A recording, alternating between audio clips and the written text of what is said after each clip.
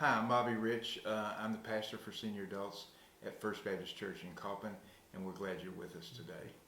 And I'm Cindy Rich. I'm his wife, and I do the Kaufman Connect during the week and kind of fill in the places that he's not available to do.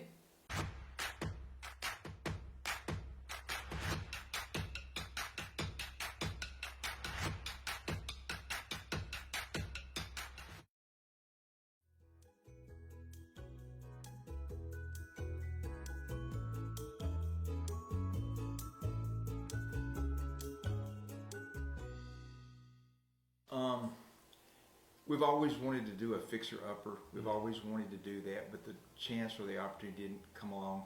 Now, we do live in an old house here where we're at right now. The 102 years old wasn't enough for us. Right, So, it's over 100 years old, but it's not the one we really wanted to fix up. It just didn't present itself to us that way.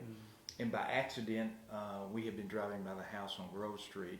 It's actually on Waikegel, but we've been driving by there and wishing that somebody would do that. And we had the opportunity, kind of by accident, to buy it, and we're glad that we did. Oh, wow. And so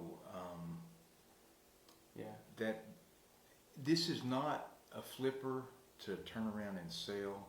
It may be something that we're going to live into, but it's got a lot of historical significance, and so we just thought we didn't want the thing torn down. Right. And there's a lot of history here, and I want to tell you a little bit about that too.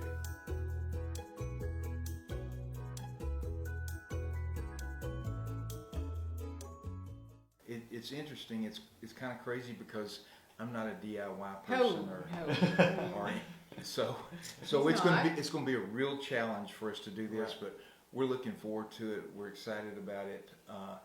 It's going to be a challenge, and there's lots of history here. The house was actually built in 1889 by W.L. Huff, and he sold it 3 years later to J.W. Park, who is Dr. Park, and Dr. Park practiced medicine here in Kaufman for a long time. But like I said, the house is at Grove in Waikegel, and it's just a few blocks from the courthouse, and it is actually the highest point in Kaufman. We found that out through looking through some of the records.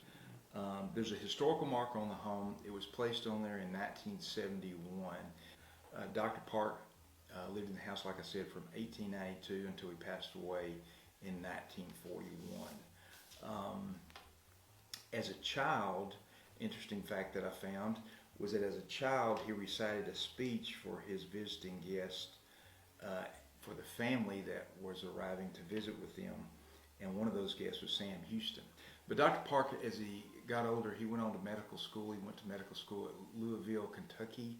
He came back and he practiced medicine here in Kaufman. Dr. Park would travel by horseback around 15 to 20 mile radius, taking care of patients each and every day. And then he was one of the first people in Kaufman, this area rather, in 1917 to buy one of the first cars. Wow. And he bought a mail order car from Bush Motor Company out of Chicago in 1917, and he paid somewhere less than $1,000 for that car, and we have the Bush Motor Car contract, which is really, but yeah, it's just a copy, which is interesting. But it looks like the retail price of that car was $725. Yeah. And it did say, though, in one of the articles too, that he was credited for probably the birth of around 1,000 kids here, delivering around 1,000 people here in Kaufman area. So there's a lot of connection to the park. Dr. Park is, as he delivered so many people in this county.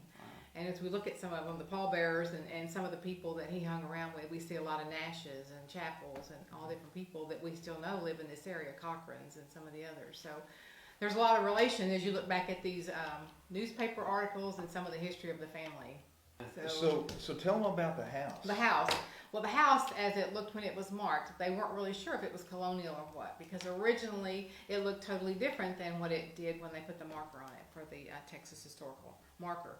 So it was actually originally built as probably a Victorian. We have a picture from a newspaper article in 1905. So it looks to be more Victorian. It's an East Lake style. It had 10 large rooms, 2 wide halls, 6 fireplaces, which typical, because that's the way they heated their house, with a lot of doors.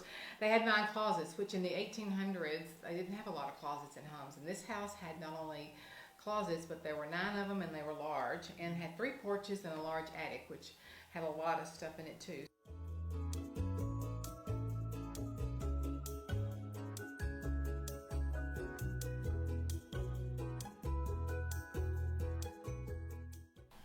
In fact, the doors you're walking through now are those hand-carved doors that we're going to try to restore and replace some of the stained glass.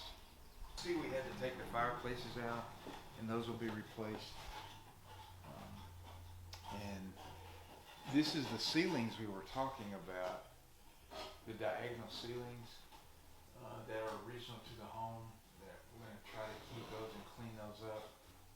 The mattress was here, so you'll understand, so we could drop stuff off from the top railing onto the floor without hurting the floor.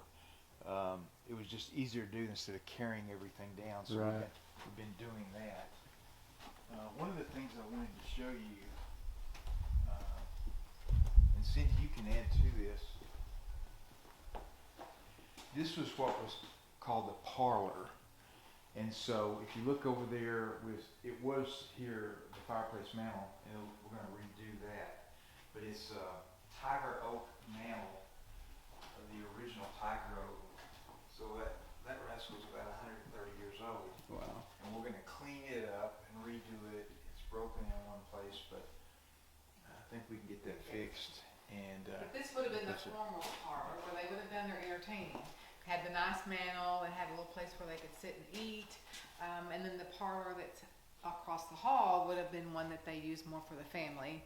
And the first room that we went into was the dining room, and it has 2 large closets, so that's where they would have had their meals, which was right off the kitchen and the butler's pantry, which we'll show you right next.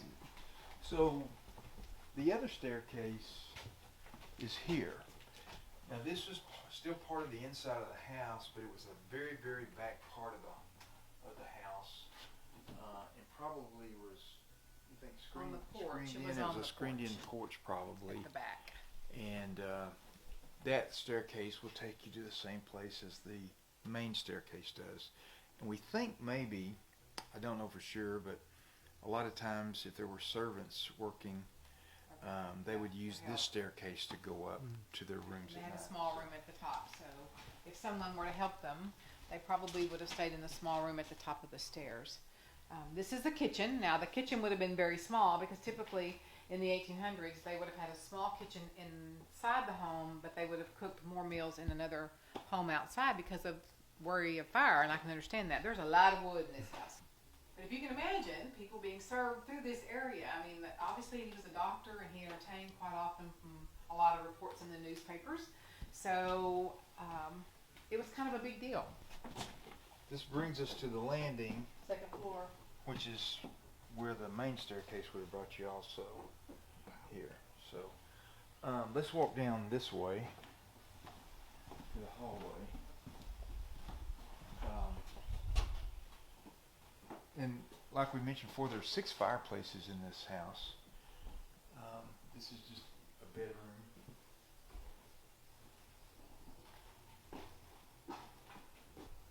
This will be the master bedroom, and there's closets in the bathroom back there will be remodeled. There's still a lot of things we've got to get out here on the property. But we do have 2 clawfoot tubs that we're going to try to redo and use, and 3 pedestal sinks. So we're hoping to reuse those as well. So this was a sunroom, Or our sleeping area, and it's probably screened in would be, is that right? Yeah, it had windows, more But windows. it's been enclosed, and Yeah. this is the coolest part of the house. He thinks. I think anyway. The attic. This is actually the attic, but it's, I call it, it'd be a man cave, it could be. And so you open it up, you've got a full staircase to get up here. And if you want to follow me. So we probably don't want to walk around all over the place up here, but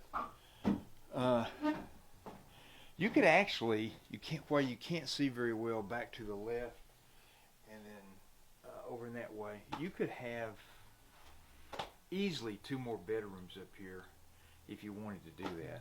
So it's a weekend or 2 project. It won't be completed in an hour, right? No, not in an hour, Oh, not even in Or, you know, 3 months. No. a few days. But we're looking forward to it. I think everybody that's driven by is curious, especially about an old house. You know, when they found out it has a marker on it, that gives you even more curiosity as to, you know, what the significance is for the community and for the county. And I worked for the Historical Commission for a couple of years, and I just loved the history.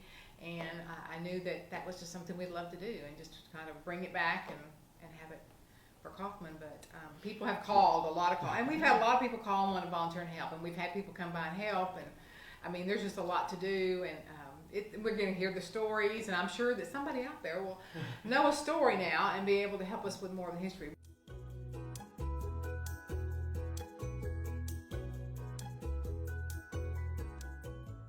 You know, we want a place that we can enjoy it, our family can enjoy it, our church can enjoy it, that Right. people can come and visit and feel like it's their part of their home too. And so that's a big part of the reason we're doing it, not just the history of it. Yeah.